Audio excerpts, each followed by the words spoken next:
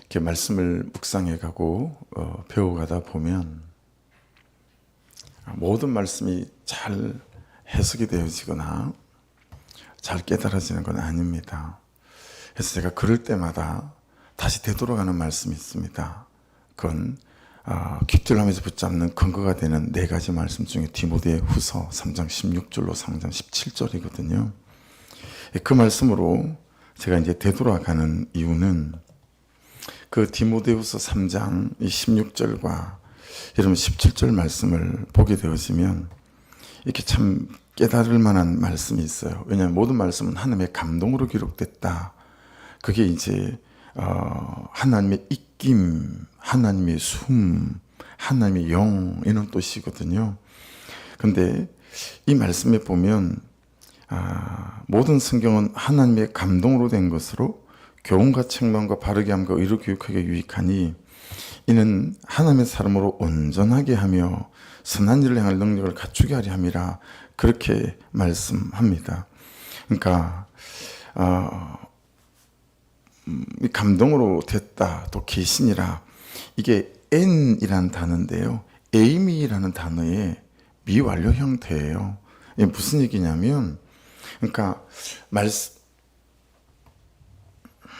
말씀이 그때 한번 성령의 감동으로 성경을 이렇게 하나님께서 기록하게 했던 그 사람들에 대해서 감동으로 끝나지 않고 오늘 이 말씀을 보는 사람들에게도 이 말씀이 감동되게 성령의 감화를 입도록 하셨다라는 단어의 정확한 의미를 갖고 있어요.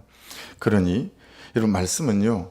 말씀을 기록하게 하신 그 사람들이 누렸던 감동과 오늘 말씀을 읽어가는 묵상하는 주의 음성을 듣겠습니다라고 하는 나의 중심에 말씀을 향한 하나님을 향한 그분에 대한 중심 여기에 함께 이 성령의 감동이 역사할 때 이게 이제 활자가 아니라 지금 나에게 말씀하시는 주의 음성이 되어오신다라고 하는 것이니까 이게 말씀의 역사라고 하는 것은 오늘 말씀에 서는 내가 너무 중요하다. 마음의 중심이 그렇다라고 하는 거예요. 그래서 왜 이 말씀을 이제 드리냐면 말씀을 읽어가다가 또 큐티하다가 보면 제 힘에 붙이는 말씀들이 있어요. 제 지식에 붙이는 거죠. 제 지식이 얕고 또 제 공부가 얕고 제 묵상이 얕아서 이 말씀을 도대체 어떻게 풀어내야 되는 것이 이런 말씀들이 간간히 여러분 왜 만나지 않겠습니까? 그런 말씀들이 있거든요. 이제 그러면 제가 평소에 설교를 듣는 또 저의 목사님이 있지 않겠어요? 또 저희 신학자들이 있습니다. 책이든 뭐 영상이든 그동안에 봤던 서구에 꽂혀있는 여러 책이든 그럼 이제 그런 책들을 통해서 보면 되게 재밌는 게 있어요. 뭐냐면 내가 어려운 건 그분들도 어려운 거예요. 그래서 제가 평소에 이 본문을 이분은 어떻게 설교하시지라고 듣는 분들의 설교를 이렇게 들춰보면 제가 어려워하는 설교들은 다 피해가셨어요. 그 부분은 영상으로 남아있지가 않아요. 그래서 이렇게 되게 좀 마음이 이렇게 웃길 때가 있어요. 이게 참 다 같이 어려운 본문이구나. 그런 부분 안에서 오늘 본문은 약간의 어려움이 있는 그런 대목인데 말씀 안에서 참 잘 해석이 되고 이해는 되어지는 듯해요. 왜 그러냐면 이제 이게 국가와 교회와의 관계일 수도 있고요. 오늘 말씀이 또 국가와 그리스도인의 관계일 수도 있고요. 통치자와 그리스도인의 관계가 될 수도 있어요. 근데 여러분 국가가 항상 선하지 않잖아요. 통치자들이 항상 선하지 않잖아요. 얼마나 국민의 피를 빨아먹고 그렇죠? 정말 얼마나 많은 국민들을 죽이는 그런 정부가 얼마나 역사 속에 많이 있습니까? 그래서 1절을 보시면 각 사람은 위에 있는 권세들에게 복종하라요. 권세는 하나님으로부터 나지 않음이 없나니 모든 권세는 하나님께서 정하신 바라. 그럼 일례로 여러분 우리가 일제 36년 38년 한일합방이 되어져가지고 일제 통치를 받았는데 어떡하라는 얘기예요. 그러면 위에 있는 권세가 일본 정부 아니겠어요? 독립운동 안 해야 되나요? 그래서 여러분 우리가 신사참배할 때 있잖아요. 신사참배를 찬성했던 많은 목사님과 신학자들이 들고 나왔던 구절이 이런 구절이에요. 위에 있는 권세에 복종하라고 돼 있지 않냐. 말씀들 하자 이거예요. 오해가 있는 거죠. 말씀에 대한 오해. 그래서 여러분 말씀은 정말 한자 한자 찬찬히, 그리고 그 본문으로 해석이 안 되면 하나님의 성품을 묵상하고 성경 전체를, 성경 이 구절이 안 보이고 안 들리면 위에 아래로 보다가, 그것이 안 되면 그 성경 전체를 보다가, 그것이 안 되면, 그것이 신약이면 신약 전체를 보다가, 그것이 안 되면 구약 전체, 이 전체 백그라운드 안에서 주의 중심이 말씀이 어디에 있는가를 살피는 것들이 중요해지겠죠. 1944년 7월 20일에 마지막에 결정적으로 이루어졌던 히틀러 암살 시도 날짜입니다. 그날 히틀러가 죽을 수 있었는데 그 회의실에 24명인가 있었어요. 24명인가 있는데 그날 즉사한 사람은 없어요. 근데 그 다음 날에 죽은 사람들이 2명인가 됩니다. 공군 중장 한 사람이랑 또 대령 한 사람이 그 다음 날 죽고요. 다리 2개가 절단된 사람이 2사람이 나오고, 다리 하나가 절단된 사람이 하나가 나오고, 전부 다 중상 아니면 경상을 다 입었어요.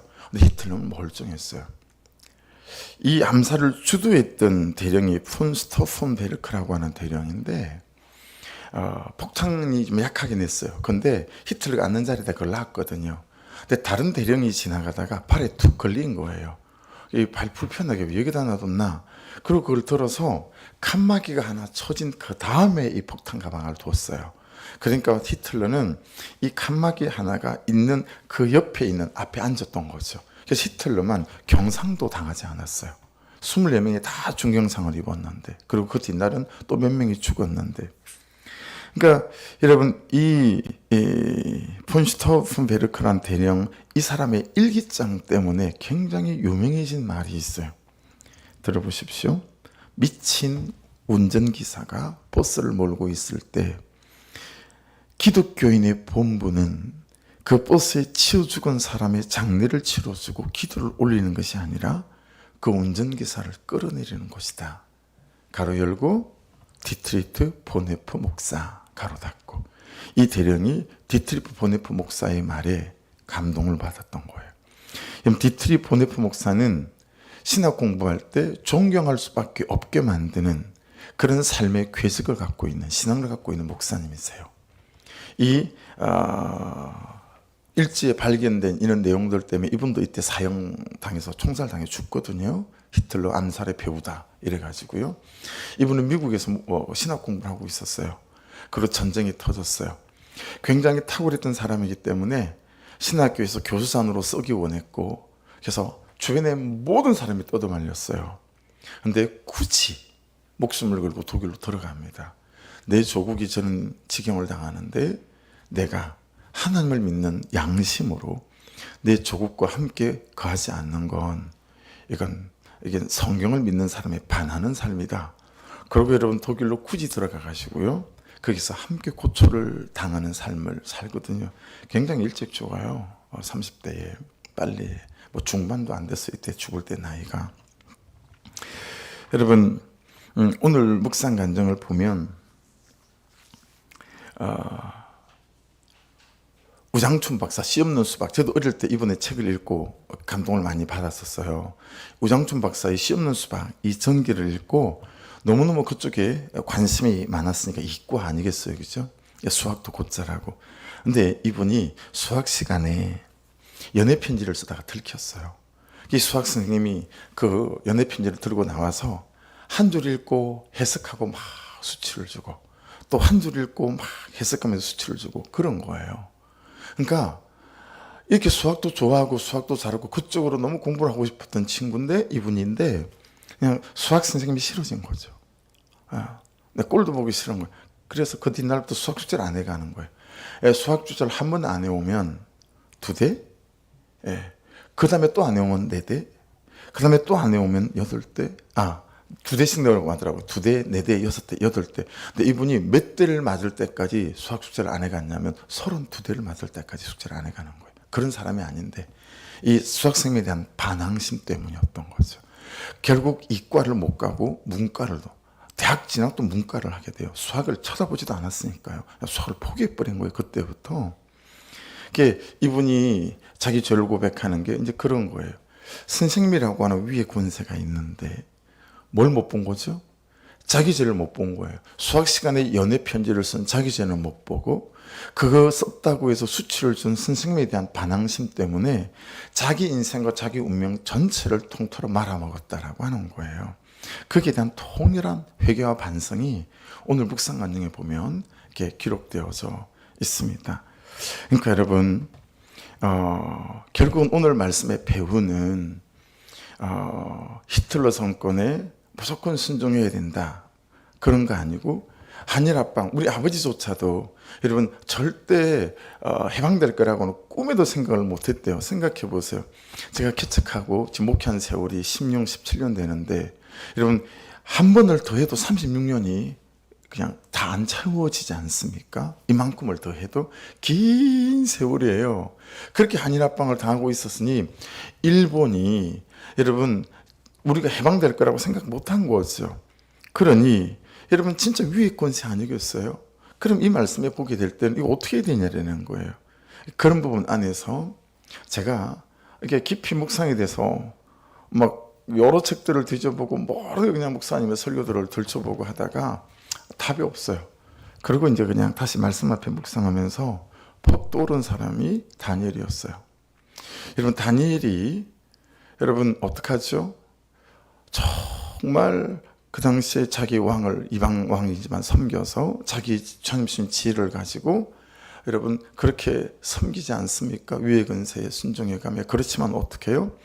하나님 그분을 거부하고 거절한 일에 대해서는 창문을 열어놓고 기도하는 목숨을 거는 신앙적인 투쟁을 하지 않겠어요. 그렇죠?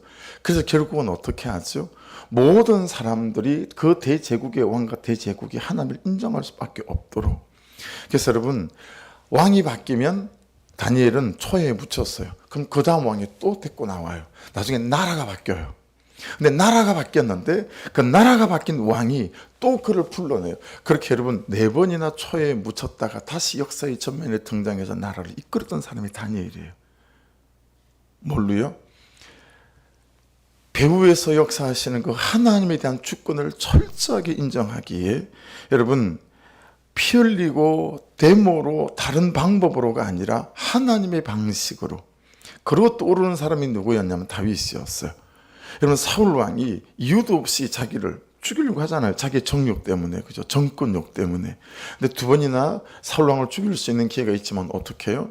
이 역사를 주관하시는 배우께서는 하나님에 대한 철저한 믿음 안에 사울 왕을 절대로 죽이지 않아요. 그리고 하나님 그분의 뜻 안에서 자기 역할과 자기의 부르심에 충심을 다하는 것들을 볼 수 있다라고 하는 것입니다. 그런 기반 안에서 교회와 국가와의 관계의 말씀을 오늘 묵상을 하시고 그리고 국가와 나와의 관계 이걸 여러분 소급 적용해서 이제 우리 각자에게 적용하면 여러분은 가정이라고 하는 울타리 안에 있죠. 그리고 남편의 부르심, 아내의 부르심, 교회라는 공동체 안에 저는 목사의 부르심이 있고 여러분들은 또한 성도의 부르심이 있죠. 이런 부분 안에서 도대체 우리가 어떻게 질서를 잡아 나갈 것인가? 영적 질서며 공동체 질서며 가정의 질서며 부모와 자식과의 질서를 어떻게 잡아 나갈 것인가? 이걸 보시게 되면 말씀이 여러분에게 하시는 주의 음성이 잘 들릴 수 있을 거다라고 묵상되어지고 깨달아지는 부분이 있어요. 그래서 1절을 보십시오. 각 사람 위에 있는 권세들에게 복종하라. 훌륭한 시민이 되고 훌륭한 국민이 되라. 라고 하는 말입니다. 권세는 하나님으로부터 나지 않음이 없으니 모든 사람, 모든 통치자, 모든 정부는 하나님의 주권 아래 있다. 라고 하는 것입니다. 그러니 하나님께서 개입하시고 뛰어들어오셔서 모든 흘러가는 크로노스 시간을 하나님이 개입하시는 카이로스 하나님의 때가 항상 있다라고 하는 것에 대한 믿음을 놓지 말아야 된다라고 하는 거예요. 할렐루야. 우리 남편에 대하여, 우리 아내에 대하여, 우리 자식에 대하여 반드시 하나님이 개입하시는 하나님의 카이로스, 하나님의 은혜의 때가 간섭하시고 일하시는 때가 있을 줄로 믿습니다.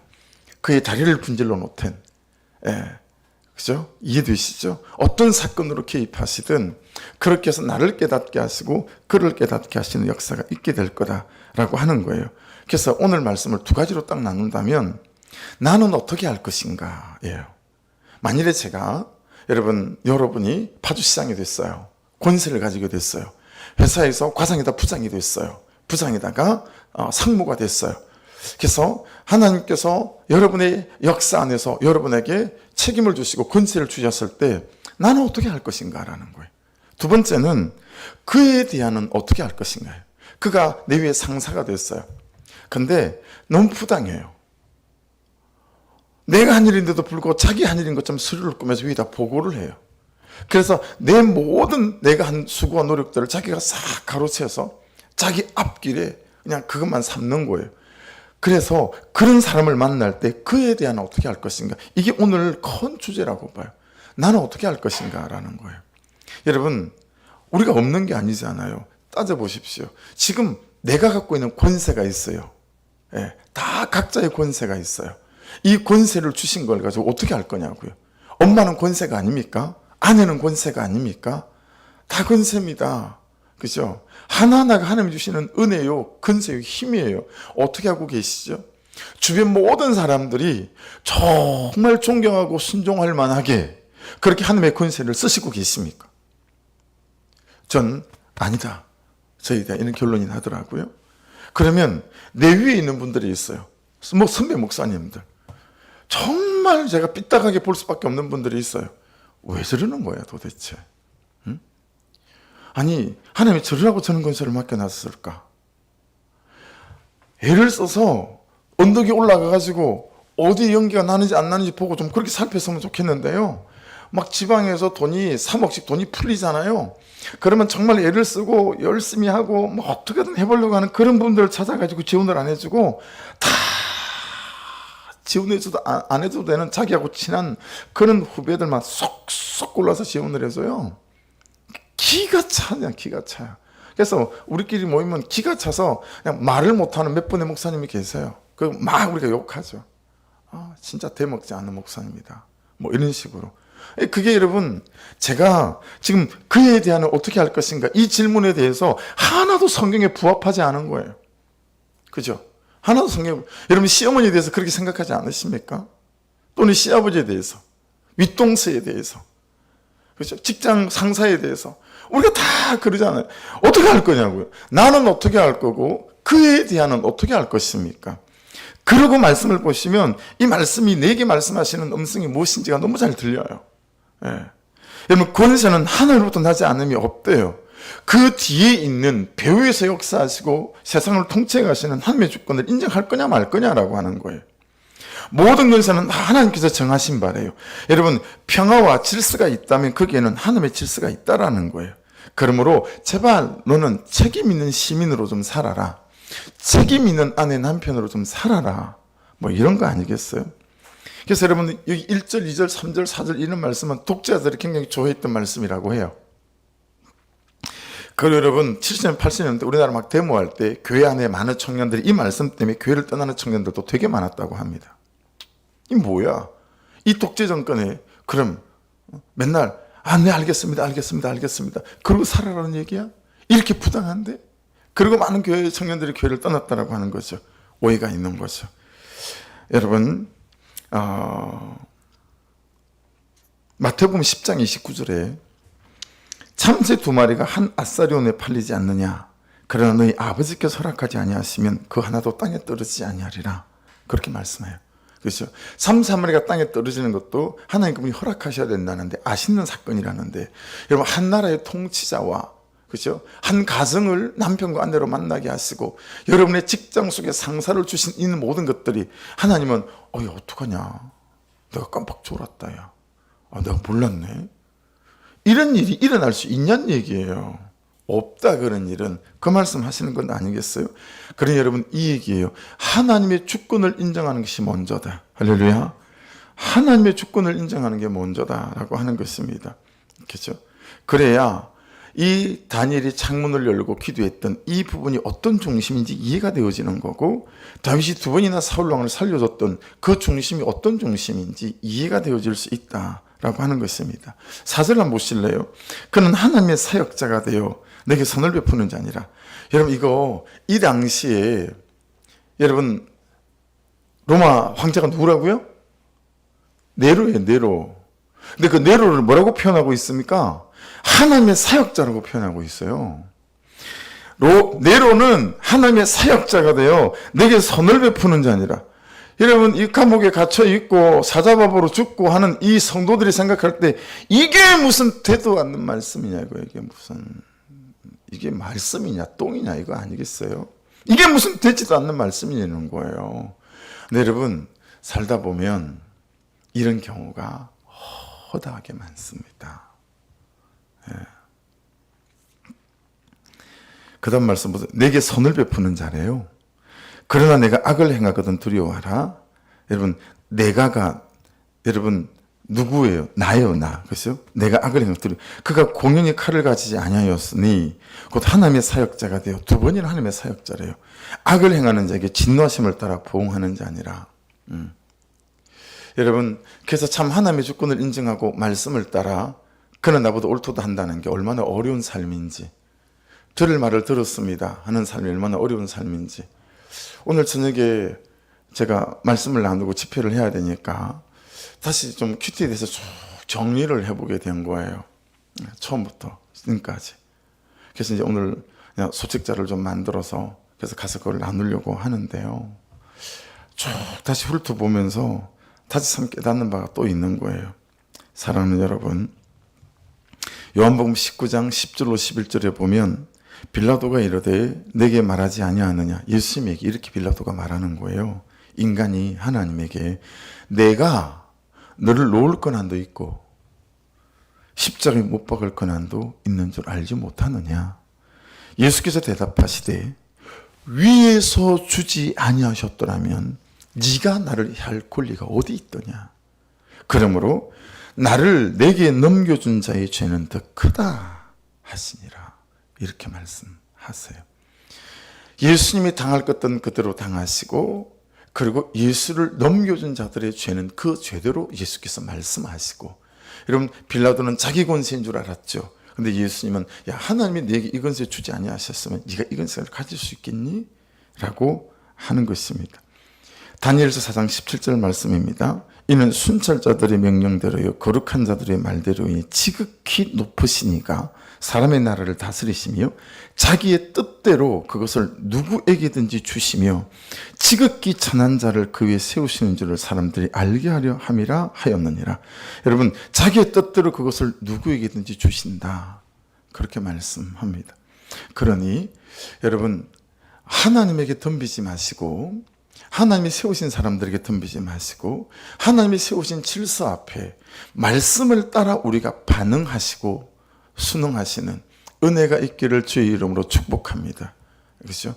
그에 대하여 항상 끌어내리려고 하고 항상 그에 대하여 대적하려고 하고 이 태도가 아니라 배우시 역사하시는 그 하나님에 대한 순종 때문에 여러분 세우신 사람들과 질서에 대하여 순종해가는 은혜가 가정 안에서 직장 안에서 교회 안에서 이 나라 안에서 있기를 주의 이름으로 축복합니다. 그런 중심 안에서 본문에서를 잘 읽어보시고 중점을 잡아내시고 또 묵상간증을 읽어보시게 되시면 오늘 말씀도 여러분에게 무엇에 대하여 누구에 대하여 나의 어떤 기질과 삶의 스타일과 말하는 스타일에 대하여 내가 이거를 예수의 십자가에 버려야 되는 것이구나 라는 걸 깨닫게 되실 거라고 보고 우리 각자의 적용점이 있을 것 같아요. 그렇게 말씀을 묵상하셔서 하나님이 세우신 질서 안에서 여러분 잘 다스림 받으시고 훈련 받으셔서 이 다음에 하나님께서 여러분에게 권세, 힘을 하나를 얹어 주실 때 그때 여러분 옆에 밑에 있는 모든 사람들은 여러분의 말 한마디에도 존경과 순종을 통하여 따라올 수밖에 없는 그런 하나님의 사람들이 되시는 은혜가 있기를 주의 이름으로 축복합니다. 기도하겠습니다. 말씀 붙잡고 기도하시면서 나는 어떻게 할 것인가? 그에 대하여는 어떻게 할 것인가?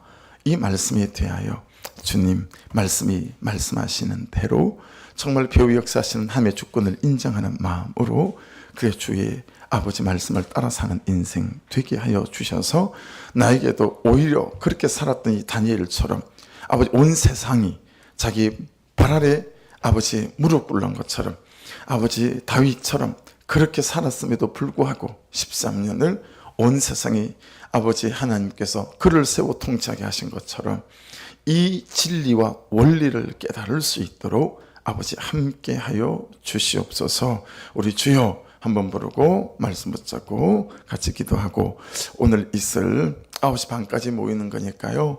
모든 일정 가운데 하나님 함께해 주셔서 오직 하나님의 영광을 받으시는 하나님의 나라가 되고 하나님의 공동체가 되어지는 아버지 이 하루 서로가 아버지 사람들을 배려하고 섬기며 아버지 나아가는 그런 시간들과 과정이 되게 하여 주시옵소서. 우리 주여 한번 부르고 기도하고 금토주일 정말 사무치는 마음으로 장명부 수련회 선교사님을 위해서 정말 이 자리가 차고도 넘치는 은혜가 있도록 간섭하여 주옵소서.